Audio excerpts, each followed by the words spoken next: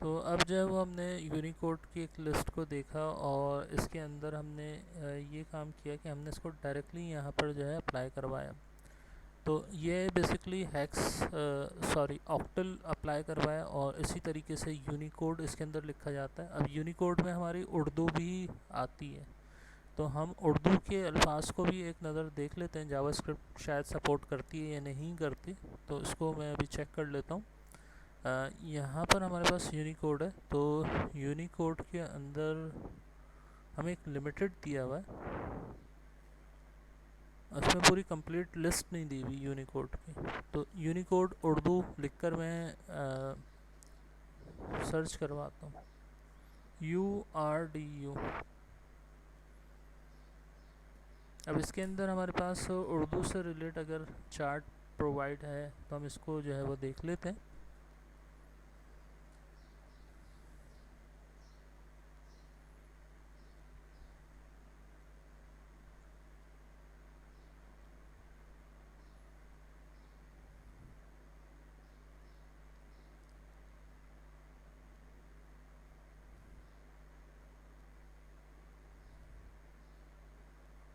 Unicode code हमें पता चल जाएगा तो हम उसको अप्लाई करवाते हैं आगे। अच्छा, अब यहाँ पर हमारे पास कुछ प्रोग्रामिंग लैंग्वेज प्रोग्रामिंग नहीं, नेचुरल लैंग्वेजेस हैं। प्रोग्रामिंग लैंग्वेज तो डिफरेंट होती है। तो यहाँ पर हमारे पास उसके जो है बेसिक्स यूनिकोड लिखे हैं।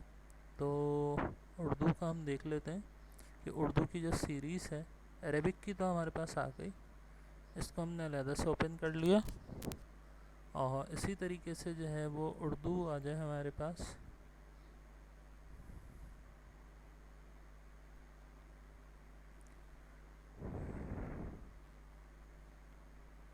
और उर्दू का आई थिंक सो नहीं दिया, अब हम अरेबिक को ही देख लेते हैं अभी फ़िलहाल। तो अरेबिक का जो होता है 0600 इस तरीके से है। अगर मैं यहाँ पर ये लिखूँ तो इसका जो यूनिकोड बन रहा है वो मेरे पास ये बन रहा है। तो लेट्स सी, इसमें हमें जो है वो यूनिकोड सपोर्ट में दिखाता है, ये छोटी है। तो यहाँ पर जो है मैं इसको लिख देता हूँ इस तरीके से, Ctrl+V, और X को मैं हटा देता हूँ और इसको Ctrl+S मैंने किया। और अब हम चेक कर लेते हैं कि हमारे पास अरबिक का ये जो है वो कॉल हो रहा है या नहीं हो रहा। बिल्कुल कॉल हो गया। तो इट मीन्स दैट कि हम उर्दू के अंदर भी जो है यहाँ पर लिख सकते हैं, लेकिन हमें जो है वो यूनिकोड देखना पड़ेगा। और HTML में मैंने आपको डायरेक्ट दिखाया था कि अगर मैं डायरेक्टली भी लिख दूँ तो यहाँ पर ऑलरेडी HTML में हमारे पास UTF-8 कॉल हो रही है। तो मैंने लिख के भी दिखाया था, वेलकम खुशामदीद स्टार्टिंग के अंदर जब मैंने आपको क्लास में करवाया था। मैं दोबारा से भी समझा देता हूँ। तो हमारे पास ये दोनों तरीके हैं, जावास्क्रिप्ट में भी हम यूनिकोड को कॉल कर सकते हैं और HTML में भी डायरेक्टली कॉल कर सकते हैं। तो लैंग्वेज ट्रांसलेटर एक दफ़ा दिखा देता हूँ। बाज़ दफ़ा हमें जो है वो टेम्पलेट या डिज़ाइनिंग उर्दू में चाहिए होती है, हमारी रिक्वायरमेंट होती है कि हमारे पास अगर कोई ऐसा क्लाइंट है वो उर्दू की वेबसाइट बनवाना चाहता है, तो उसके लिए हम किस तरीके से टेम्पलेट बना सकते हैं या उर्दू लिख सकते हैं। लैंग्वेज ट्रांसलेटर, और यहाँ पर हम ले लेते हैं इंग्लिश टू क्या हो जाए उर्दू। और हमारे पास यहाँ पर पंजाबी भी है, तो यहाँ पर हम पंजाबी के अंदर भी जो है वो उसको कन्वर्ट कर सकते हैं। हिंदी हो गया, इसी तरीके से सिंधी आई थिंक सो अगर होगा तो सिंधी भी आ जाएगी। यहाँ पर उर्दू ले लेते हैं और यहाँ पर मैं लिख देता हूँ वेलकम, तो हमारा बनता है खुशामदीद। और खुशामदीद को अगर मैं डायरेक्टली कॉपी करके यहाँ पर सिंपली बॉडी के अंदर पेस्ट करके और इसके रिज़ल्ट को चेक करें हम, तो उर्दू में हमें ये शो हो जाएगा। सही। तो ये तो हम इस तरीके से आसानी से भी कॉल कर सकते हैं, और अगर हम यूनिकोड के थ्रू भी कॉल करवाना चाहें तो हम दोनों तरीके से जो है वो उर्दू को कॉल कर सकते हैं। तो ये इंपॉर्टेंट तरीन चीज़ है, बाज़ दफ़ा हमें ज़रूरत पड़ती है तो ये इस तरीके से कॉल हो जाता है। तो अब हम जो है वो अपने बिल्ट इन फंक्शंस को देखते हैं कि हमारे पास जो मज़ीद बिल्ट इन फंक्शन है जावास्क्रिप्ट के अंदर, बेसिक फंक्शंस जो कहलाते हैं वो कौन कौन से हैं। ठीक है, तो यहाँ पर अब इनको मैं क्लोज़ कर देता हूँ। तो यहाँ पर अब जो है वो हम आगे फर्दर मोर फंक्शंस को देखते हैं। तो यहाँ पर हमारे पास होता है अलर्ट, ये भी यूज़ किया जाता है। और अलर्ट के अंदर डबल कोटेशन यूज़ होती है। यहाँ पर मैं लिखता हूँ this is an other function, another function, function function for printing the result या show the result in pop-up, show the result in pop-up। एक हमारे पास पॉपअप फेस होता है, एकदम डायरेक्ट अलर्ट आ जाता है, तो इसको बेसिकली हम अलर्ट ही कहते हैं जावास्क्रिप्ट में। तो अब यहाँ पर हमारे पास जैसे ही मैं इसको रिफ़्रेश करूँगा तो सबसे पहले ये कॉल होगा, ये हमारे पास अलर्ट कॉल हुआ है। This is another function for show the result in popup. ये हमारे पास एक पॉपअप टाइप मेन्यू खुल गया और इसमें जो है वो हमें रिज़ल्ट शो हो रहा है। जैसे ही मैं ओके करूँगा तो बाद में मेरा जो बकिया जो भी प्रिंटिंग वाला पार्ट है वो क्या हो जाएगा, कॉल हो जाएगा। अब हालांकि आप इसको ये देखें कि मैंने इसको नीचे प्रिंटिंग के बाद लिखा है, तो इसको रिज़ल्ट शो करवाने के बाद फिर अलर्ट दिखाना चाहिए था, फिर बकिया कोड क्या होता है, लेकिन अलर्ट जो होता है वो सबसे पहले कॉल होता है। तो इस चीज़ का ख़ास ख्याल रखें कि अलर्ट के अंदर ज़्यादातर जो मैसेजेस होते हैं वो वार्निंग्स के या इस तरीके के या अलर्ट से रिलेट जितने भी हमारे पास टाइप्स होती हैं वो मैसेजेस इसके अंदर लिखे जाते हैं। वार्निंग जैसे आती है हमारे पास कि शो करें या केयरफुली जो है वो इनपुट करें, सही है। या वैलिडेशंस के पॉइंट ऑफ व्यू से अगर कोई वैलिडेशन गलत हो जाती है तो फिर यहाँ पर फिर हम अलर्ट दिखा देते हैं। इसका आगे जाकर हम यूज़ करेंगे, ठीक है। तो ये बिल्कुल आसान है। अब मुझे इसके अंदर मैं अगर बी आर यूज़ करूँगा तो बी आर इसके अंदर सपोर्ट नहीं है। अब इसके अंदर जो हमारे पास एस्केप सीक्वेंस है नेक्स्ट लाइन पे \n और फिर मैं लिख देता हूँ यहाँ पे हेलो वर्ल्ड। अब इसको करवा दिया मैंने सेव, और सेव करवाने के बाद अब हम इसके रिज़ल्ट को चेक कर लेते हैं। तो अब यहाँ पर दूसरी लाइन के ऊपर जो है मुझे हेलो वर्ल्ड शो हो गया। तो ये माइनर सा एक डिफरेंस इसको ध्यान में रखना है कि अलर्ट के ऊपर यहाँ पर या प्रॉम्प्ट हम यूज़ करेंगे। अभी प्रॉम्प्ट पे जो है नेक्स्ट लाइन के ऊपर अगर हमें रिज़ल्ट दिखाना हो तो /n नेक्स्ट लाइन पर लेकर जाता है। तो लिहाजा यहाँ पर जो है वो आपको बी आर अप्लाई होता हुआ दिखाई नहीं देगा। बी आर जो होता है वो इधर अप्लाई होता है नेक्स्ट लाइन पे लेके जाने के लिए, तो वो लाइन को ब्रेक कर देता है और जितनी भी HTML होती है वो यहाँ पर अप्लाई होती है और वहाँ पर जो है वो प्योरली जावास्क्रिप्ट यूज़ होती है। अब अगर मुझे यहाँ पर उर्दू में कोई मैसेज लिखना है अलर्ट में तो फिर मुझे यहाँ पर यूनिकोड का यूज़ करना पड़ेगा। तो हम इसको यहाँ पर एक नज़र देख लेते हैं कि जो मैंने यहाँ पर ये लिखा है इसको मैं यहाँ पर लिख देता हूँ डायरेक्टली, और इसी तरीके से जो है उर्दू के अंदर जो हमने खुशामदीद लिखा है इसको भी मैं डायरेक्टली अलर्ट में लिख देता हूँ कि अलर्ट इसको सपोर्ट करेगा या नहीं करेगा। और इसी तरीके से डबल कोटेशन में जो है वो उर्दू यहाँ पर सपोर्ट है या नहीं है, तो ये भी पता चल जाएगा कि डायरेक्टली और एक यूनिकोड की सपोर्ट के हिसाब से जो है वो ब्राउज़र कॉल करता या नहीं करता। तो जैसे ही मैंने इसको रिफ़्रेश किया तो यहाँ पर मेरे पास दोनों कॉल हो गए, ठीक है। तो यहाँ पर भी मैं जो है वो अलर्ट के अंदर उर्दू लिख सकता हूँ और इसी तरीके से जो है वो यहाँ पर फंक्शन के अंदर भी जो है मैं उर्दू लिख सकता हूँ। तो आसानी से जो है वो मेरे पास यूनिकोड भी कॉल हो रहा है और नॉर्मल उर्दू भी जो है वो अप्लाई हो रही है। अच्छा, दूसरे ब्राउज़र हमारे जो दूसरे ब्राउज़र्स होते हैं उनमें हम चेक कर लेते हैं इंटरनेट एक्सप्लोरर। तो इसका रिज़ल्ट इंटरनेट एक्सप्लोरर में हमारे पास कैसा आ रहा है। इंटरनेट एक्सप्लोरर में अलर्ट नहीं आया अभी, यस। और रिफ़्रेश करता हूँ मैं इसको, अभी स्टॉप लोड हो रहा है। रिफ़्रेश किया, अलर्ट इसके अंदर हमारे पास जो है वो कॉल नहीं हो रहा अलर्ट।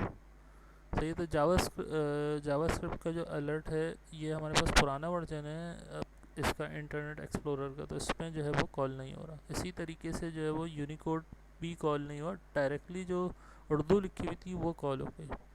तो जावास्क्रिप्ट में जो है यहाँ पर कुछ मसले मसाइल होंगे जो सपोर्टिव नहीं है इसमें।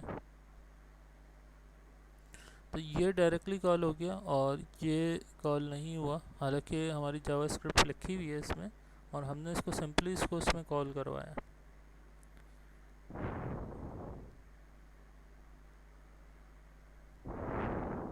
और यहाँ पर एक्टिव एक्स कंपोनेंट को हम अलाउ भी कर देते हैं ताकि हमें इसका रिज़ल्ट शो, लेकिन डन होने के बावजूद भी जो है वो हमारे पास कॉल नहीं हो रही जावास्क्रिप्ट। तो हमारे पास जो एक्सप्लोरर है माइक्रोसॉफ्ट का, उसके अंदर जो है वो जावास्क्रिप्ट कॉल नहीं हो रही, और इसके अलावा क्रोम के अंदर जो है वो हमारे पास जावास्क्रिप्ट भी कॉल हो रही है, यूनिकोड भी क्या हो रहा है, कॉल हो रहा है। तो स्टिल जो है वो ज़्यादातर यूज़ जो है हमारे पास क्रोम यूज़ होता है। अच्छा, अब हम अपने नेक्स्ट फंक्शन अलर्ट के बाद हमारे पास जो अगला फंक्शन है कन्फर्म, इसको हम देखते हैं। तो यहाँ पर हमारे पास है कन्फर्म, FIRM कन्फर्म होता है, और कन्फर्म के अंदर मैं एक मैसेज लिख देता हूँ, are you sure to close this menu, are you sure to close this option कह लें, मेन्यू कह लें या पेज कह लें, सही है। तो पेज लिख देते हैं, कंट्रोल S, और कंफर्म में क्या करेगा वो आपसे कंफर्म करेगा। अलर्ट सिंपल होता है। अब अलर्ट के बाद हमारे पास कंफर्म आ गया, ये इस तरीके से आता है, उसमें सिर्फ ओके का बटन है, सही है। अब इसके अंदर are you sure to close this page या दिस पॉपअप या दिस मेन्यू, ये जो भी आप लिख लें।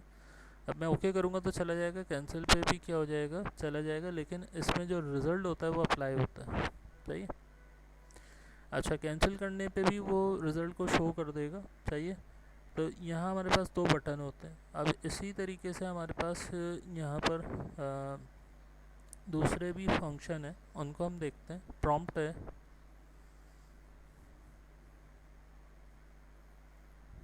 PROMPT प्रॉम्प्ट, और प्रॉम्प्ट के अंदर एंटर योर नेम हम इस तरीके से लिख देते हैं। डबल कोटेशन हम इसके अंदर यूज़ करते हैं, ठीक है। और एक इसके अंदर मैं डबल कोटेशन और लिख देता हूँ, और इसमें मैं लिख देता हूँ एंटर योर नेम, सही है। और यहाँ पर बल्कि मैं इसको इधर लिख देता हूँ एंटर योर नेम, और इधर नेम लिख देता हूँ, तो सही रिज़ल्ट जो है वो शो हो जाएगा। और इधर जो है वो बाय डिफ़ॉल्ट हमारे पास क्या लिखा हुआ आ रहा हो, नेम लिखा हुआ आ रहा हो, और उसके अंदर फिर हमें ये कह रहा हो कि एंटर योर नेम, ठीक है। तो ये भी शो हो जाएगा। पहले तो हमारे पास आया अलर्ट, फिर हमारे पास आया ये कन्फर्म कहलाता है, और अब ये हमारे पास जो है वो प्रॉम्प्ट है। प्रॉम्प्ट इस तरीके से आता है। तो एंटर योर नेम जो है वो ऊपर लिखा हुआ आ रहा है, बिल्कुल सही लग रहा है। और यहाँ पर जो है वो जिस तरीके से प्लेस होल्डर मैंने आपको बताया था, ये just like a place holder है, सही है। और इसको मैंने कर दिया ओके। अब इसको हम आगे जाकर देखेंगे कि हमें जो इसका रिज़ल्ट है, बल्कि अभी मैं करवा देता हूँ आपको ताकि जो है वो इसका रिज़ल्ट यहीं पे शो होता हुआ दिखाई दे दे, कि यहाँ पर हम इस तरीके से लिखते हैं, और जो भी मैं प्रॉम्प्ट के अंदर लिखूँ तो यहाँ पर मैं लिख देता हूँ डॉक्यूमेंट डॉट राइट, और उसके अंदर जो है वो नेम को कॉल करवा देते हैं कि जो भी हमने इसके अंदर लिखा है नेम, वो हमारे पास आसानी से जो है वो यहाँ पर क्या हो जाए, कॉल हो जाए। तो हमारे पास फंक्शन होता है डॉक्यूमेंट डॉट राइट, वेरिएबल बना देते हैं और उसको साइन कर देते हैं वैल्यू, तो फिर हमारे पास इसका रिज़ल्ट आ जाएगा। हम ऐसे कर देते हैं, वार नेम इज़ इक्वल टू, तो इससे क्या हमें बेनिफिट मिलेगा। अब मैं वेरिएबल आपको बताता हूँ कि वेरिएबल कैसे बनता है, वेरिएबल क्या होता है।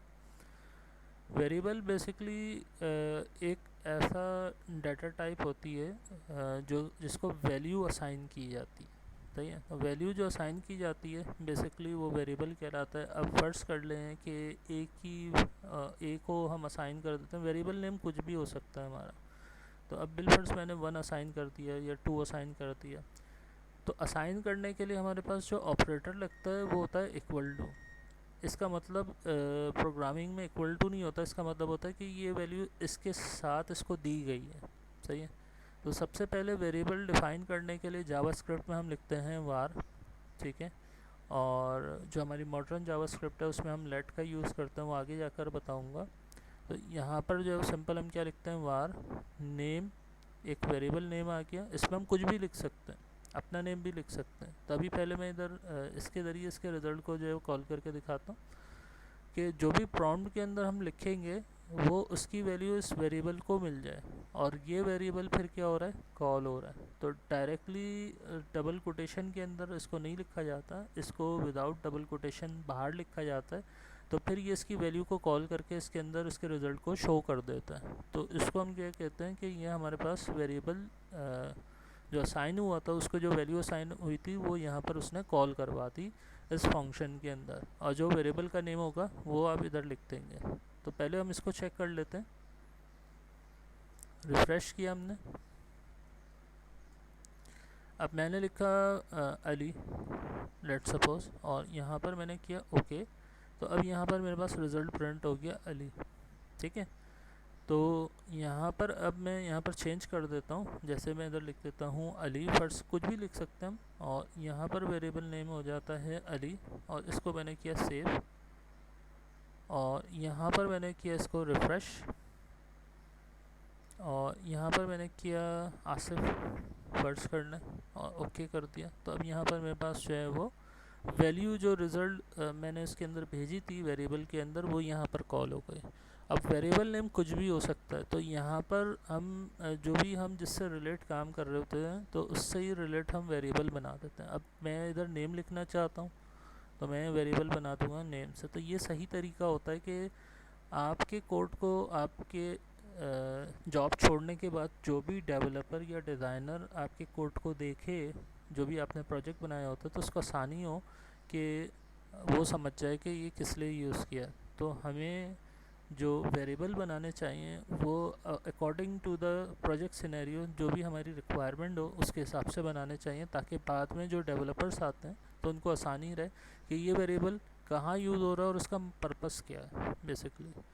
तो इस तरीके से जो है वो उनको आसानी हो जाती है। और अगर मैं अपनी मर्ज़ी से नेम रखने शुरू कर दूँ तो वो सिर्फ मुझे ही पता होंगे, जो कि गलत प्रैक्टिस होती है डेवलपमेंट पॉइंट ऑफ व्यू से।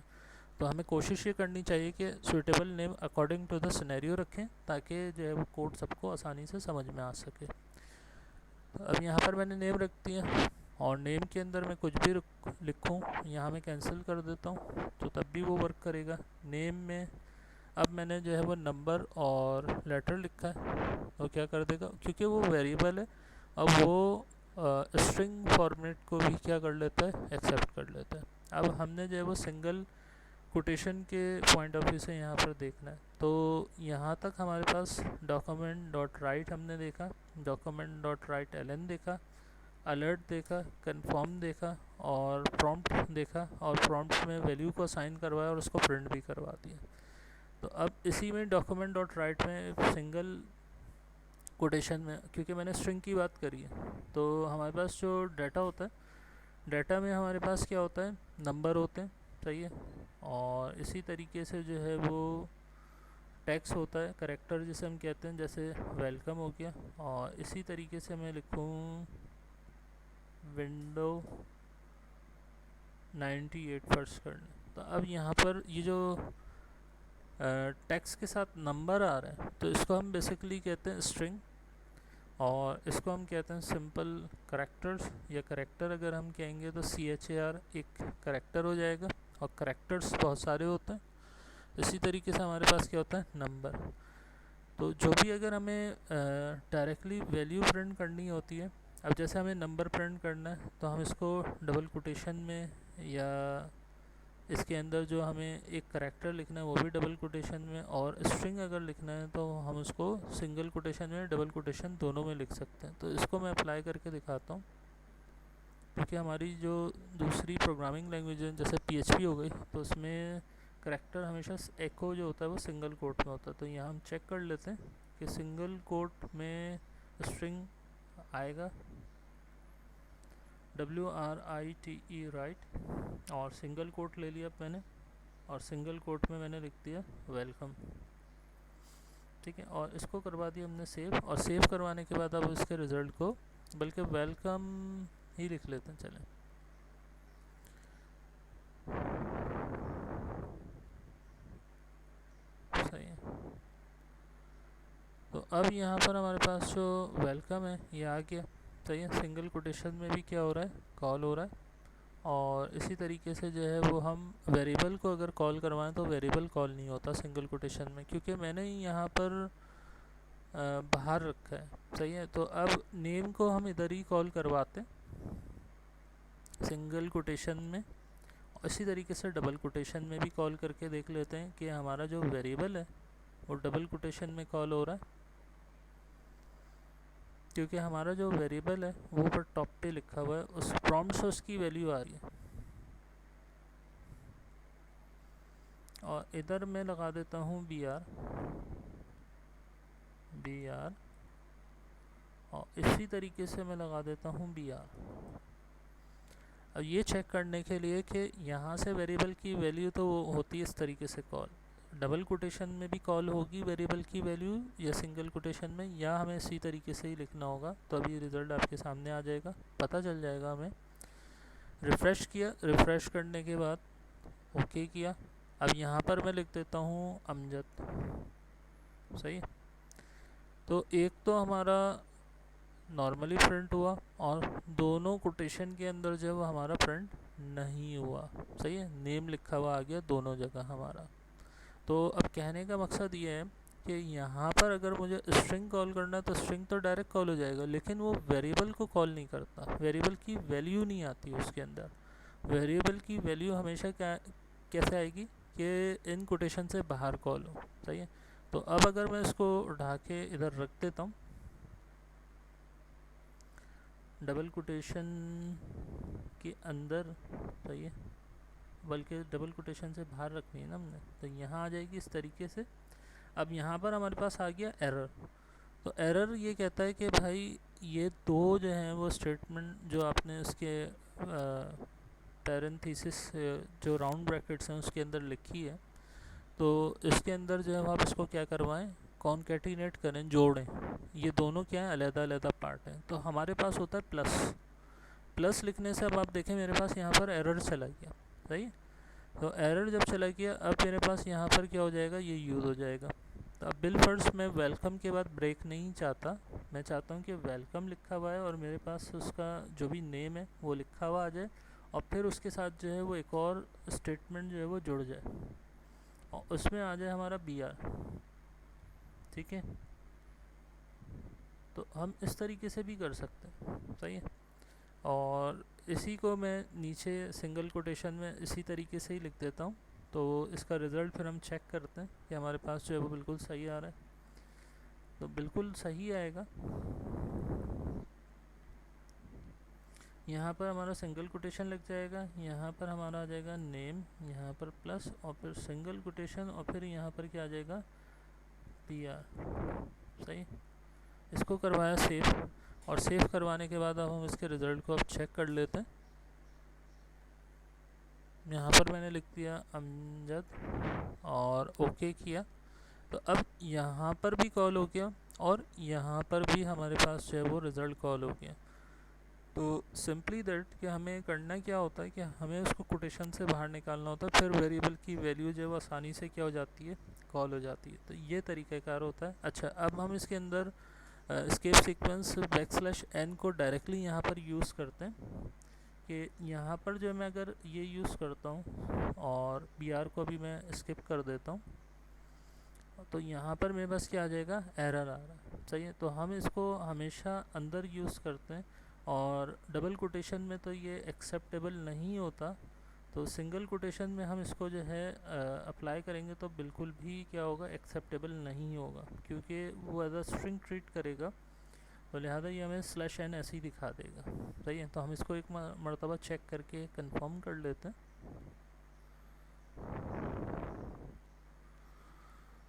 AMJD अमजद,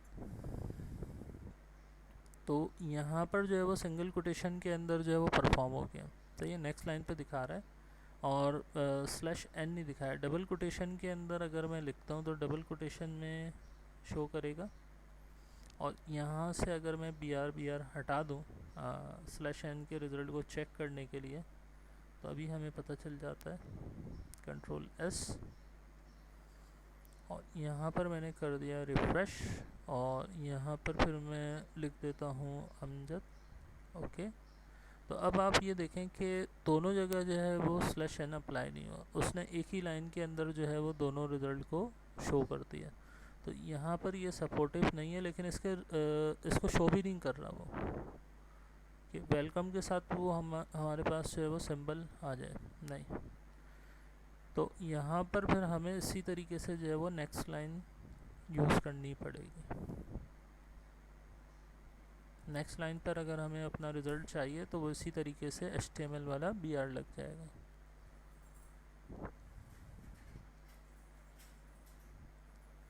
अली लिख दिया इस दफ़ा मैंने, तो यहाँ पर अली और अली, तो ये हमारा जो है वो बिल्कुल क्या हो गया, सही तरीके से मैनिपुलेट हो गया।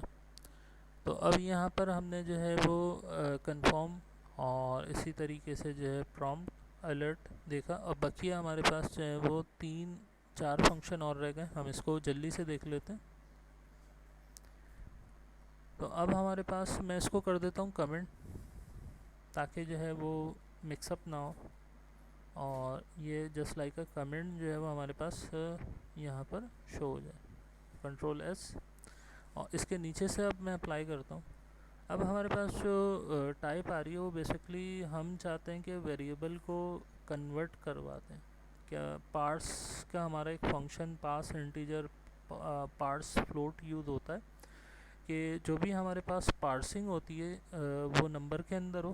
तो बिल फर्स्ट मैं लिख देता हूँ वेरिएबल, और वेरिएबल के अंदर जो है वो वैल्यू को मैं लिख देता हूँ, वेरिएबल का नेम रख देते हैं पाई की वैल्यू होती है 3.14, इस तरीके से कर होती है, ठीक है। तो इक्वल टू आ जाएगा हमारा कि एक वेरिएबल है उसकी वैल्यू जो है वो यहाँ पर मैं असाइन कर देता हूँ। तो यहाँ मैं लिख देता हूँ PARSE पार्स, और इंटीजर का I कैपिटल होता है कि हमारे पास जो 3.14 हो, सही है, तो डबल कोटेशन में लिखा जाता है हमेशा। मैं लिख देता हूँ 3.14 बाई की जो भी वैल्यू होती है, सही है।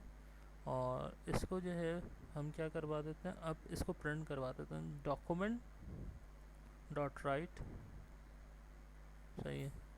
और इसके अंदर जो है हम पाई को डायरेक्टली लिख देंगे PI पाई, और वही कॉन्केटिनेट कर देते हैं। कॉन्केटिनेट की आदत अगर हम बना लें तो ज़्यादा बेहतर है, और उसमें BR कर दें, क्योंकि हमारा जो अगला रिज़ल्ट हो हमें वो अगर नेक्स्ट लाइन पे चाहिए तो हम इस तरीके से उसको लिखेंगे, तो हमें जो है उसका रिज़ल्ट जो है वो नेक्स्ट लाइन पे सही शो होगा। अच्छा, पाई की वैल्यू हमने जो है वो पार्ट्स इंटीजर करी। अब इंटीजर और फ्लोटिंग नंबर के अंदर डिफरेंस होता है, तो यहाँ पर मैंने इसको जानबूझ के जो है वो फ्लोटिंग नंबर में लिखा है पॉइंट्स में, ताकि ये इसको जो है वो इंटीजर की शक्ल में जो है मुझे रिज़ल्ट को शो करे। तो हम इसके रिज़ल्ट को चेक कर लेते हैं। तो अब यहाँ पर मेरे पास 3 जो है वो 3 आ गया। 0.14 जो है उसने क्या कर दिया, उसको ओमिट करवा दिया, उसको एज आ पार्सिंग करवा दी इंटीजर में। तो जब भी हम कोई फिक्सेशन वर्क करना चाहते हैं, कोई इसमें गलत वैल्यू इनपुट ना कर सके, तो हम इस फंक्शन को यूज़ कर लेते हैं। अब इसी तरीके से होता है पार्ट्स फ्लोट, तो फ्लोट में F कैपिटल होगा और सेम ही एग्जांपल होगी, तो उसके अंदर फिर हमारा पॉइंट की वैल्यू भी आ जाएगी। तो अब यहीं पर मैं इसको कॉपी कर लेता हूँ और सिंपली इसको मैं पेस्ट कर देता हूँ, और नीचे जो हमारा HTML लिखी हुई है इसको मैं भी रिमूव कर देता हूँ। तो यहाँ जो है वो मैं कर देता हूँ पार्ट्स फ्लोट। फ्लोट का मतलब होता है कि पॉइंट्स के अंदर वैल्यू हो, FLOAT फ्लोट। तो अब यहाँ पर अगर मैं 3 दे देता हूँ तो 3 आ जाएगा, क्योंकि मैंने इसमें कोई पॉइंट्स नहीं दिया। लेकिन अगर मैं पॉइंट की वैल्यू दूंगा तो वो पॉइंट के अंदर लाजमी सी बात है वो शो करेगा। तो अब यहाँ पर वेरिएबल का नेम हम चेंज कर देते हैं, P कर देते हैं, क्योंकि वेरिएबल नेम हमेशा हमें क्या करना चाहिए, नेक्स्ट वैल्यू के लिए चेंज करना चाहिए, नहीं तो वो क्या कर देता है, उसी वेरिएबल के ऊपर दूसरी वैल्यू को ओवरराइट करवा देता है। वेरिएबल तो कॉल हो जाएगा, लेकिन उसकी जो प्रीवियस वैल्यू होगी वो बाद वाले वेरिएबल के अंदर जो भी लिखी होगी वो ओवरराइट हो जाएगी, और उसका रिज़ल्ट जो है अगर हम कहीं नीचे कॉल कर रहे हैं तो वो प्रीवियस वाला रिज़ल्ट नहीं आएगा, बाद वाला रिज़ल्ट उसके अंदर शो हो जाएगा। तो लिहाजा हमें कोशिश ये करनी चाहिए कि हर वेरिएबल का नेम डिफरेंट होना चाहिए, और उसकी वैल्यू जहाँ हमें कॉल करनी है वहाँ हम आसानी से उसको कॉल करें। तो मैंने पाई की जगह जो है वो पी कर दी। तो ये ख़ास ख्याल रखना पड़ता है इस चीज़ का। तो ये करवाया हमने सेव, और सेव करवाने के बाद अब हम इसके रिज़ल्ट को चेक करते हैं। तो यहाँ पर आ गया मेरे पास 3, और फिर पार्सिंग फ्लोट के अंदर मेरे पास पॉइंट आ गया फिक्स 10। अब मैं 1 4 को मैं हटा देता हूँ और पॉइंट को भी मैं हटा देता हूँ। तो अब ये हमारे पास जो है वो सिंपल 3 दे देगा, क्योंकि पॉइंट में कोई वैल्यू नहीं है।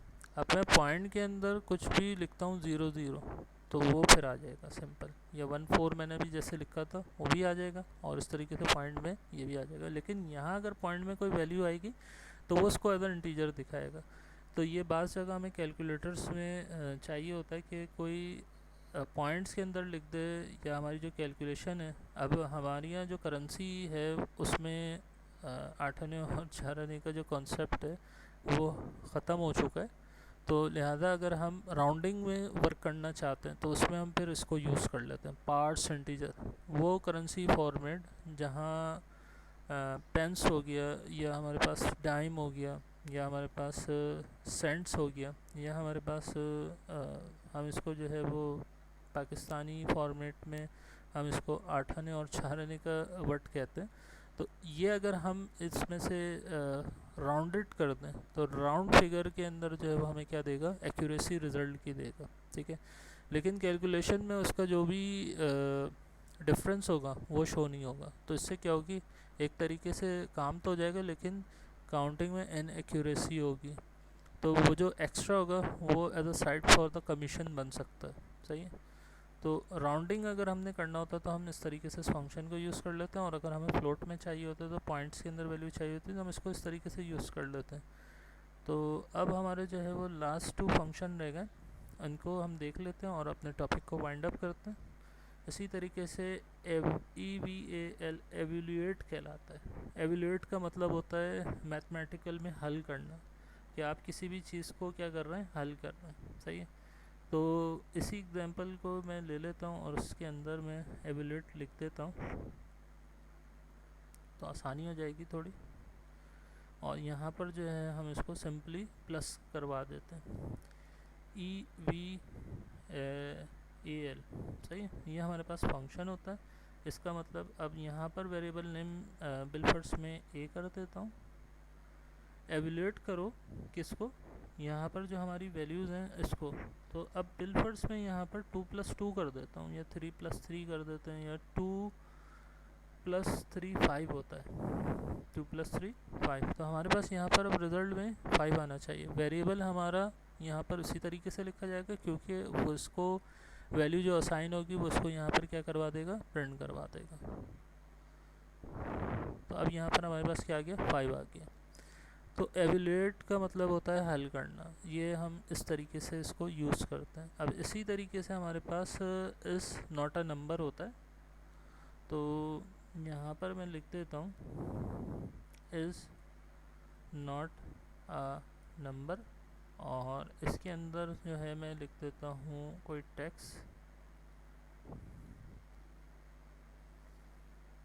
डायरेक्टली अगर मैं लिखूँगा तो डायरेक्टली नहीं लिखा जाएगा, डबल कोटेशन में लिखा जाएगा, welcome and this is not a number, NUMBER